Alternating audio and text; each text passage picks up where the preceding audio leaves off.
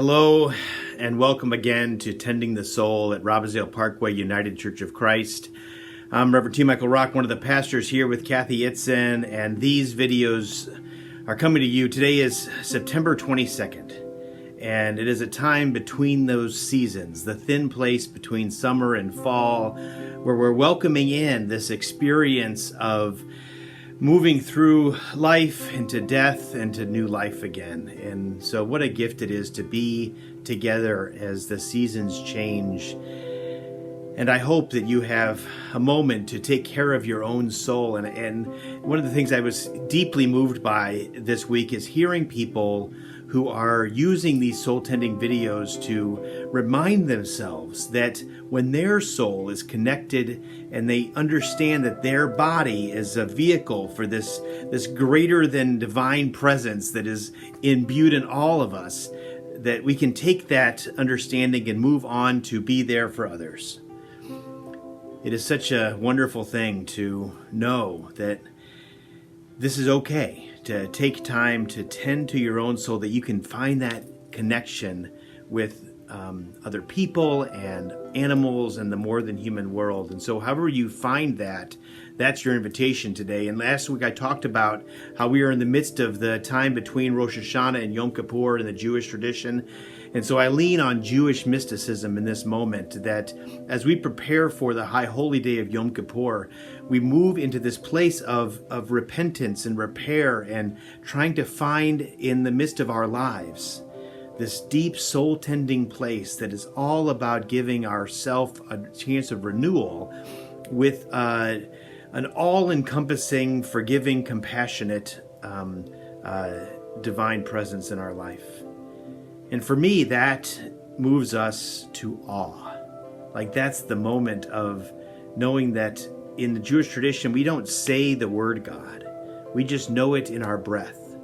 The great inhale, exhale of Yahweh. That's the only way we know who or what God can be, is in the simple breaths. And by naming it, we already make it too small. By saying that these are the rules and these are the rubrics with which we engage in faith, already confines us to too small of a place. And so to find a bigger and bigger experience of who we are called to be moves us into that place of awe. And we know that most beautifully when we greet that old friend that we haven't seen for so long, and it takes our breath away. Right? We just pause and share a deep sense of knowing. That kind of awe. Sometimes it happens when we hear the first purr of a cat, or the dog really nestles down deep into our bodies and we share this one experience together. It often happens in the more than human world when we experience the awe of nature. This is our practice this week, is to move into this beautiful place where words are less than important, but the deep abiding breaths that move us to experiences of awe, and then to share those experiences with others. That's what forms our relationships, our connections, and how people know us. If we know each other's awe experiences, then we have deep and abiding relationships that will keep us healthy and whole all throughout our lives. So thank you for taking on this moment of tending to your soul, to noticing your moments of awe, your connection with breath.